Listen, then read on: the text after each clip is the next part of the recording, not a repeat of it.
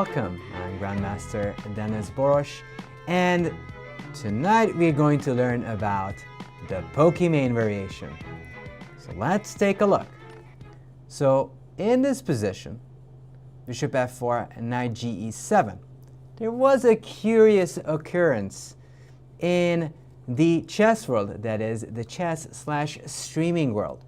So if you haven't noticed, there are plenty of new faces learning the game of chess, including Pokimane. Now, she's been getting a lot of training with Nakamura, Anna Rudolph, and many others. Now, as someone who loves chess and loves to learn, I checked out Anna Rudolph teaching Pokimane, and they were just learning the Smith-Morra. And here, in this exact position, Anna asked Pokimane, well, you are down a pawn. Which side would you rather castle? Would you castle short? Would you castle long? And without a minute of hesitation, Pokimane said, of course, I would castle long, as I would like to attack.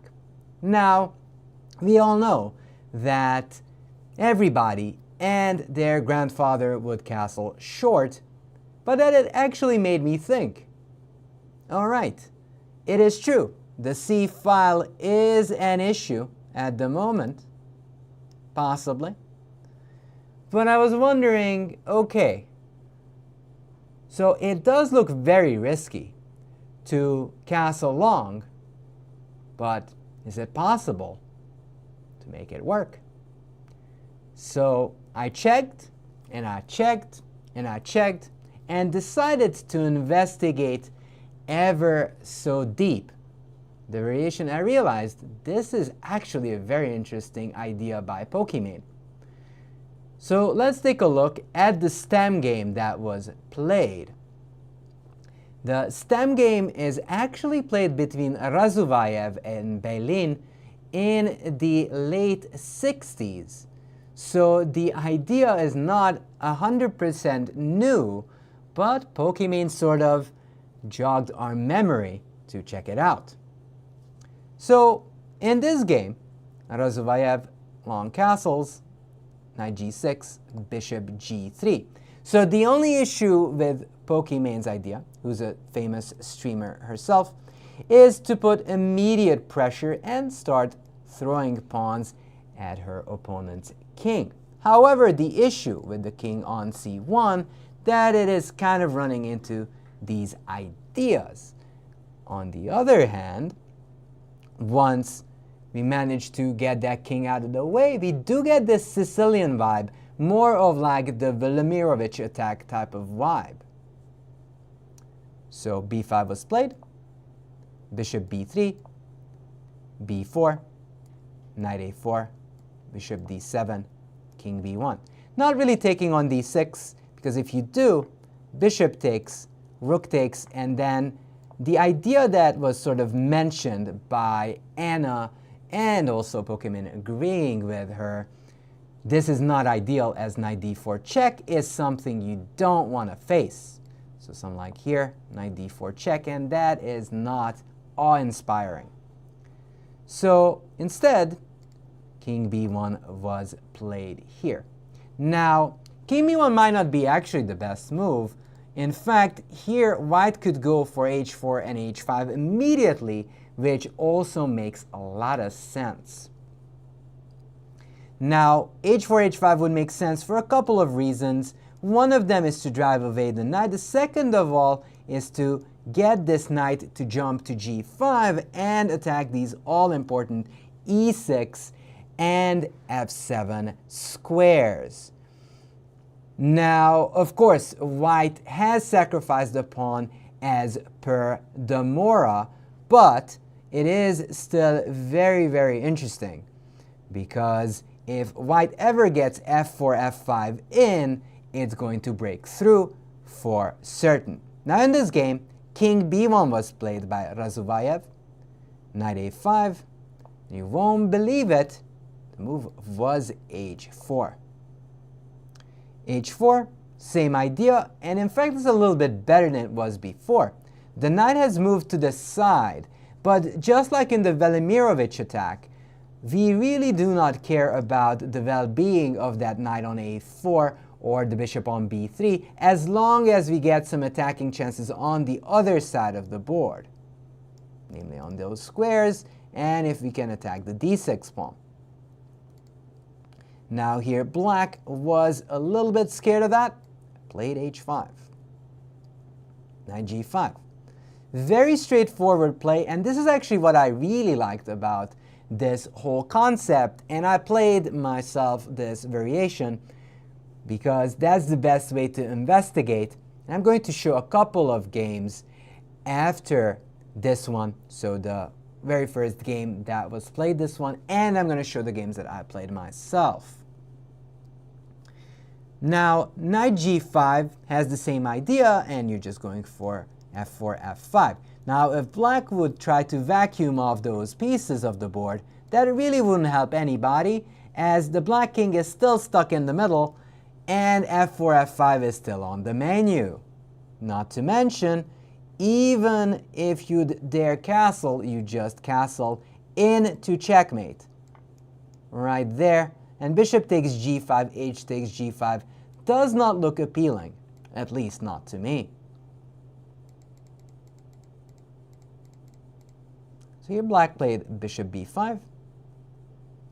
And interestingly enough, white decides not to go for queen f3, but for queen e3. And this is again a typical way of playing. Now, if you're not familiar with the Velimirovich, Velimirovich was a famous Yugoslavian attacking player. He was even called the Yugoslav Tal, Misha Tal, who was attacking a wizard. Now, this is sort of the same position. White doesn't really care about material, only about attacking chances. So queen e3. What's the point again of queen e3? The point of queen e3 is you are going to plant a knight on b6 and maybe even do a knight b6, knight d5, backflip with the knight, and then attack that way. Also, just sidestepping this simple idea of attacking the queen. Queen e3, knight takes b3, ab, bishop takes b takes a4. And I can tell you with all confidence that this is not the refutation of the Pokimane. In fact, Beilin did fail to actually get enough play. Because think about it, the king on e8 is still stranded over there, while our favorite king is on b1. So the Pokimane king is safely tucked away over that square. So if you want to play this opening, first rule of thumb, get your king, scoot it over to b1, and then start attacking. Queen a5. Again, not so productive, but white's next move is super nice, and that is queen f3. What does queen f3, why does queen f3 work so well? Well, the thing is, the weakest link is the f7 pawn, now is double attacked. You've got to defend it, and after rook c1, there is only one thing you can do, the only thing that would save you, and that is bishop e7. If you go there, the f7 pawn falls, and so does your position. And after queen takes a4, rook c8, the first game of the Pokimane variation ended in a resounding victory for the white player, as if you go king d7. White can just take here, king takes, queen takes a7. So this kind of shows that Pokimane's idea of long castling is actually very sound.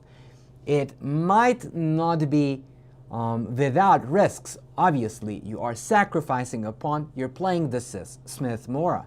You're playing the Smith-Morra variation, and that does require some risk-taking.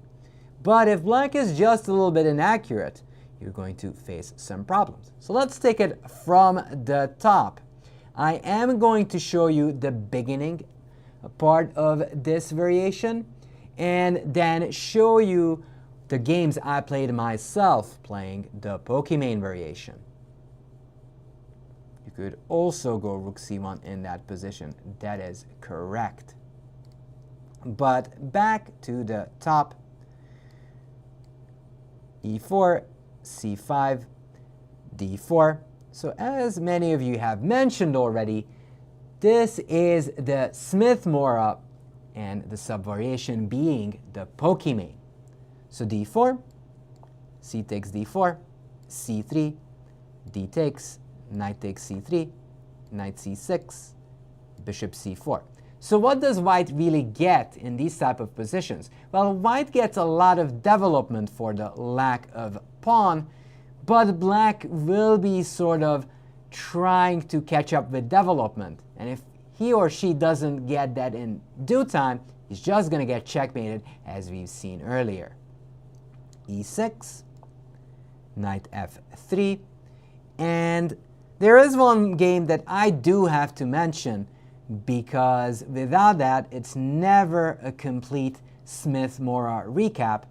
So if a6, castle, knight e7, bishop g5, b5, yes, b5, bishop b3, f6, bishop e3, knight g6, knight d5 is actually a very famous game, which was played by the godfather of the Smith-Morra, and his name is Mark Esserman, who actually played a beautiful, beautiful game versus Van Velde. Now, this is not the topic of our discussion, so I'm not going to delve too much in depth with this one, but really the point is, after d6, there is a big attack on that stranded king over on e8.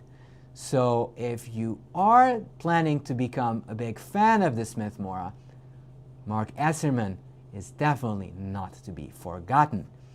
But back to the a6 move, you can play this variation and continue on the Pokimane thread. And in that case, you would go bishop f4, queen e2, and long castles. But okay, let's take a look first at the game I faced. So first time I played it, I faced this move bishop b4. Now when your opponent plays bishop b4, it is just too risky to castle long. So the only exception is, if you are facing off bishop b4, you shouldn't castle long. Bishop f4 is still the right move. I'm pressing the d6 square, knight f6, and believe it or not, you will be sacrificing yet another pawn. So e5, knight e4, and I wonder if the chat can guess the next move. If you can guess the next move, you are born to become a Morra player and a Pokimane variation player.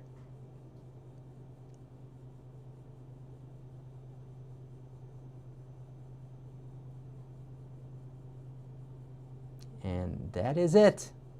Exactly. I guess I was also born a Morra player because without a hesitation, I castled. What's the point of castling here? Well, the point is, yes, we're losing a second pawn, but the fact is this bishop is still mummified over on c8, crying alone, well, actually not alone, together with his friends on d8 and a8, and also this king is sort of still stuck over at e8. Knight takes c3, b takes c3, bishop takes c3.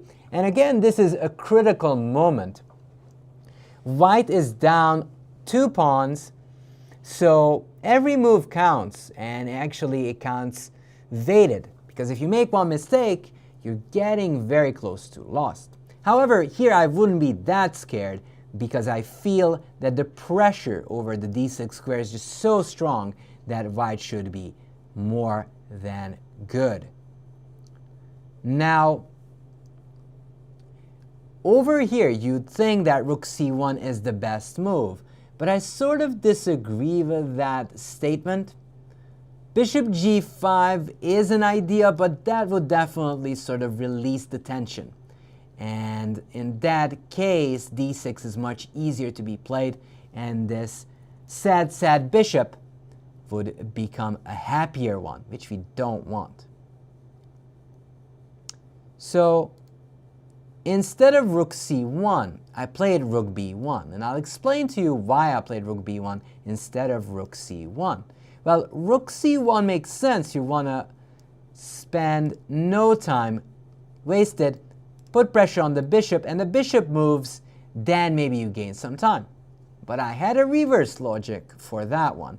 I felt that, hey, you've got a bishop on c3. It's not actually that great over there. In fact, you'd rather have your bishop on b4 supporting a future d6 break, even if it costs you a pawn. So I decided, okay, in that case, I'll go rook b1, and I'll say your bishop will be a constant target. If you ignore it, I might just attack it any old ways I wanted to, depending on the situation and depending on how you continue on playing. Now, if you check this with the computer is still screaming at you that black is better, but when you are down a couple of pawns and your computer is saying you're 0.4% down, which means you are worse only by a quarter of a pawn, not sure if that means anything at all, that means that your compensation is real, because according to human math, 2 pawns is 2 pawns and not quarter of a pawn. Therefore, white is doing well, or at least has compensation. Could black sacrifice on e5? It is an idea, but even if you sacrifice, let's say here it takes, knight takes e5, it doesn't help you just enough. Or I could just take this way if I'm more scared of anything, and here I can defend both the bishop and the knight. Now, even if that happens, white's pieces are so active and that bishop is so bad. I'm going to say that a million times today. But it's just so bad that even having 3 pawns is not enough to compensate. So rook b1 was played, castles. Now again, I really want to challenge you guys to find the next move for white, because this is the moment. You either break through or you're going to suffer down a million pawns.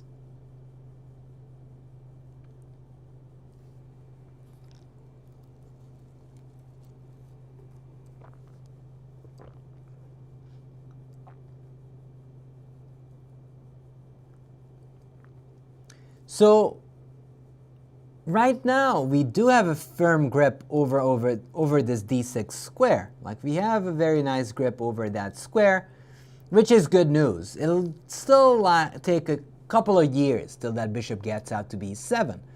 But that only means that we've got a little bit of extra time to attack. So I see suggestions such as h4, see suggestions such as queen c2, queen d3, and that is actually the ballpark, and that's what you should be looking for. The question is, if you play h4, what is the idea behind that? If you play queen d3, what's the idea behind those moves?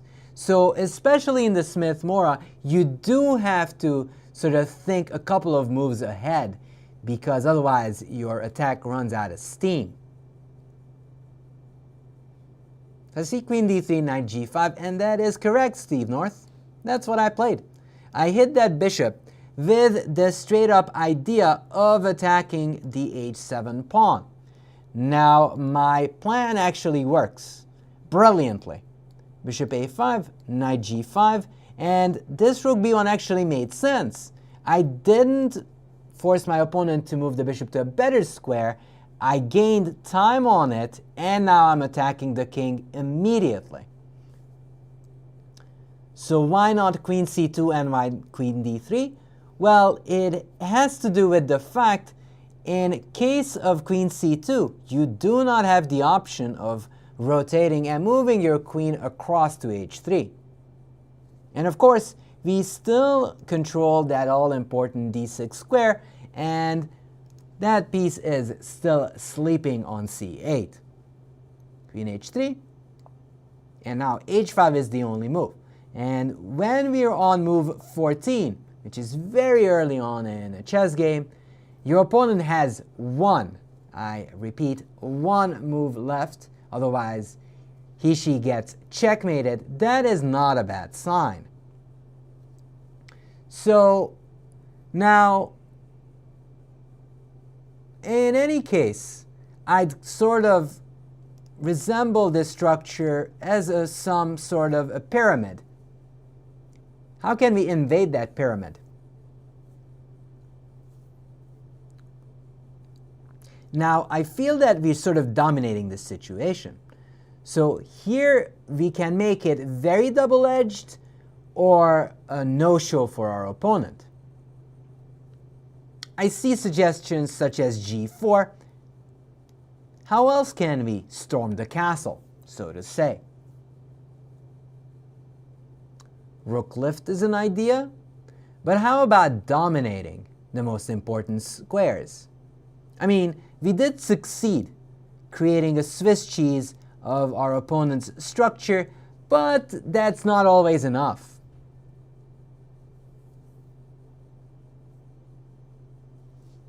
So we have ideas such as the rook b3, rook g3, or g4. And as I see, Cooper is saying knight e4, and that is correct. That's what I played. Now g4 is not a bad move, but usually you don't really want to move pawns in front of your king. That can become very risky. But even all that said, even that possibly can work. And in case of here, I can take here, check, takes, and knight e6 is winning, but also the very pretty takes, knight f7 is winning material because it's a double check, and we're going to also take that queen on d8.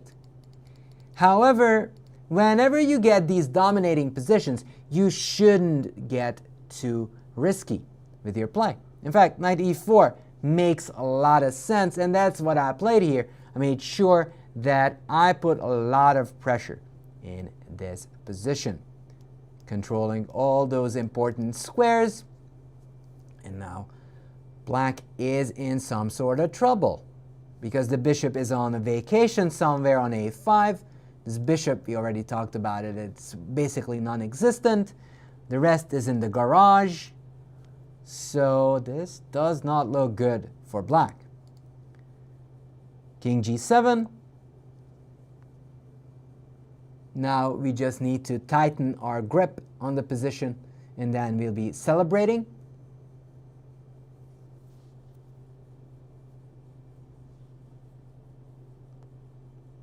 I mean, we can still do the rook lift, but do we really need to do that? You could do this, of course, but is that leading to decisive measures and a decisive advantage? Knight f6, a very nice thought. The only concern I have that you might allow some d6 or d5 moves, like here d5 moves, and that might not be as surefire winning. The best move, as some of you are pointing out, is bishop g5. You are tightening the grip on the disposition, and you are storming the castle with bishop f6, king g8, and, well, if there is a dream position in the Smith-Morra, well, this is it. Black basically cannot move and is just struggling. And now queen e3. Yes, we are trying to get the lost treasure over there on h8 and g7. King h7, knight g5 here. Now, of course, here I could consider sacrificing, but as I said, I feel I'm dominating. There is no reason for me to go all in. So I go bishop d3, bishop b6, queen f3, and my unsuspecting opponent said, "What about your e5 pawn, sir? What about that e5 pawn? Are you going to sleep well if I take the e5 pawn?" What do you guys think? Will I sleep well after knight takes e5, or will I have beautiful dreams about this game?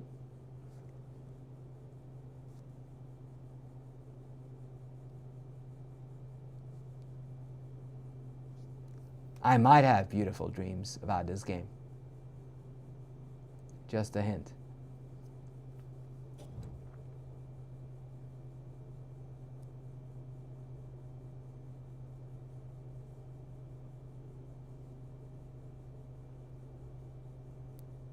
Yep.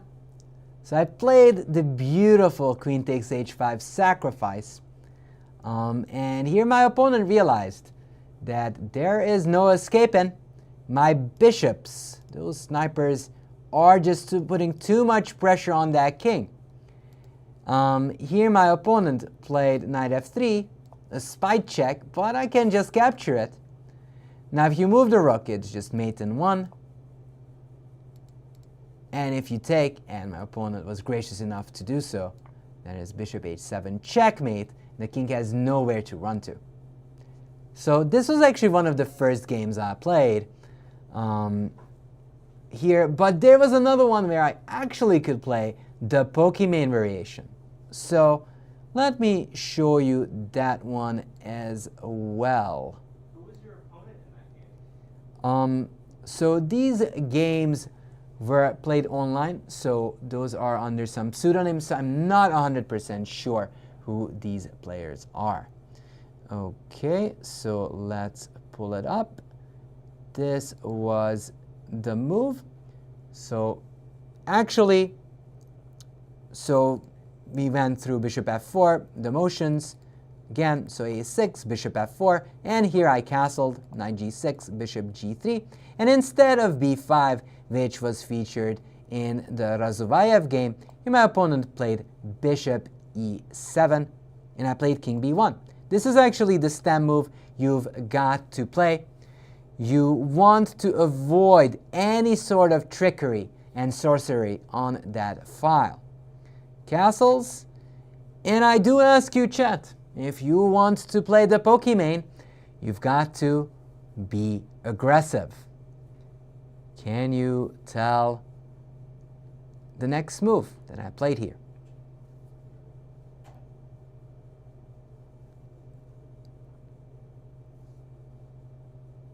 Yep, h4.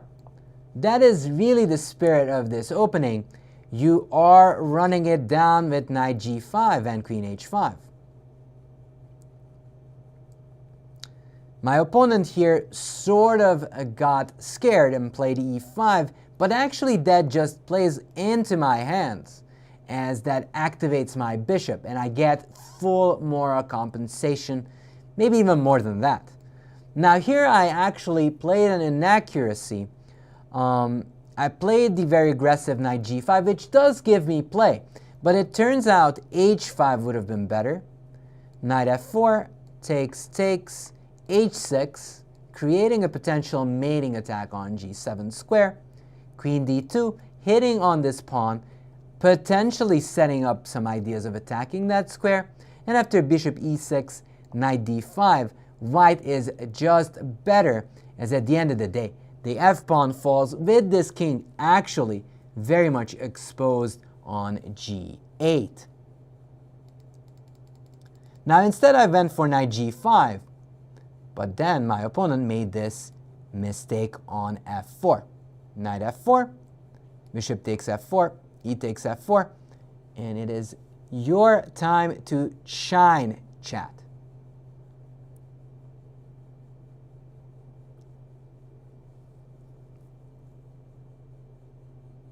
It is one of my recent games, yes. Like this year?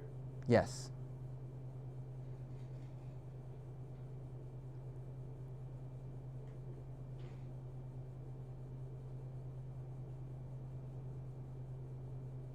Yep, queen h5. And black is already, so here on move 15, and the attack is unstoppable. I have pressure on h7 and f7, and I'm breaking through. Bishop takes g5 wouldn't help at all. It just opens up the file, h takes, and again I talked about this bishop being very strong. If g6, that is losing on the spot to this idea of queen takes g6 and queen g7.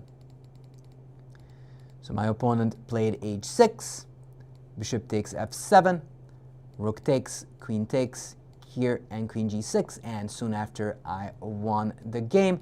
But if my opponent would go king h8, I have queen g6, takes, h takes, and if knight e5, rook takes, gh, and queen takes h6 is mating on the spot.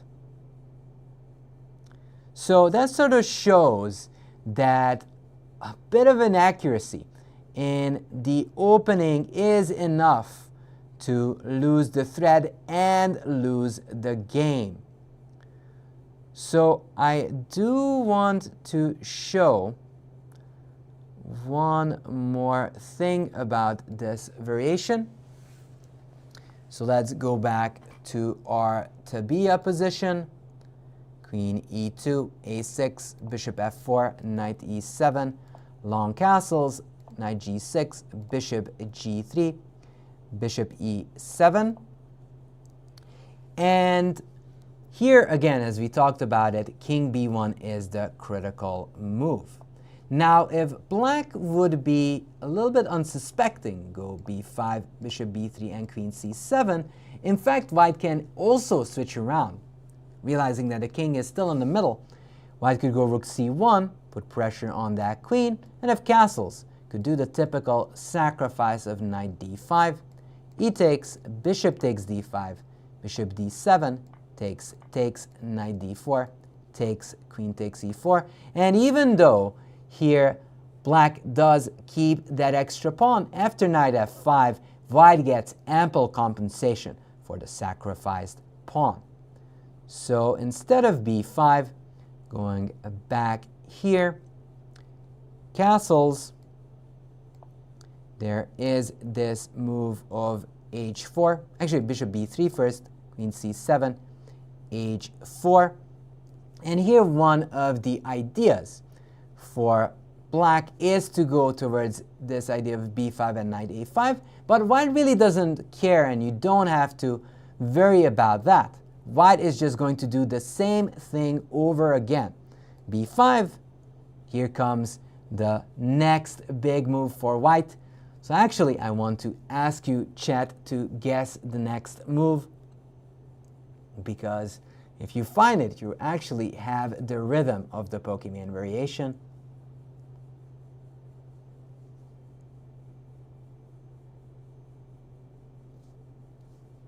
So just remember, you must go forward and attack. Just use the knowledge you've got, that you've heard and listened to in a few minutes ago. Just a few minutes ago, you heard the right maneuver. So in fact, it's not h5. Now my plan, so in that previous example, h5 was stronger, but my original idea of knight g5 wasn't wrong, and in fact knight g5 should be played here. Now white could actually face something like knight a5, bishop c2, knight e5, f4, knight c4, e5, but in this case white really gets some good play, and if h6 there is queen e4. Attacking, and if g6, knight takes f7 is a beautiful sacrifice.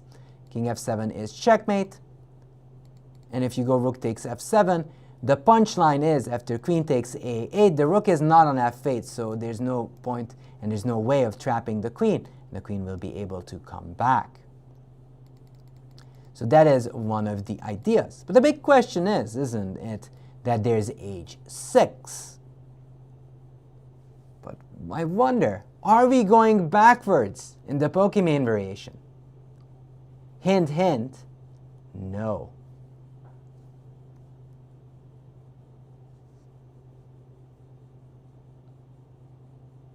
What is the difference? The difference is that the opponent didn't make e5 weakening moves compared to my game played. Well, sacrificing on these squares, we're not quite ready for that. But just channel your inner Fischer play, channel your inner Velimirovich attacking genes. You can attack those pawns later on. How can you try to undermine the e6 and f7 pawn chain?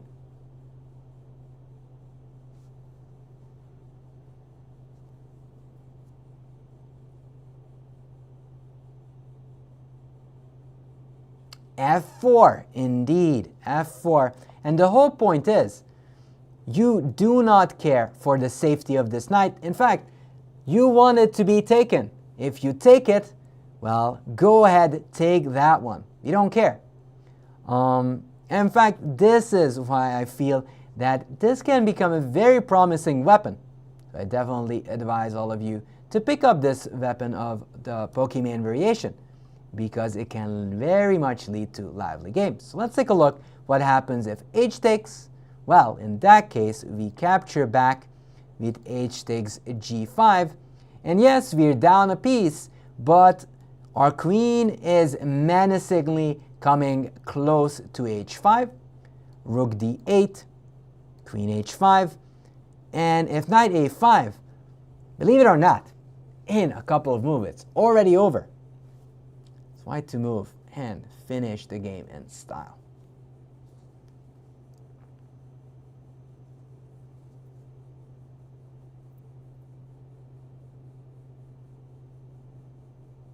So it seems that the king on g8 is safe, but is really unlike that.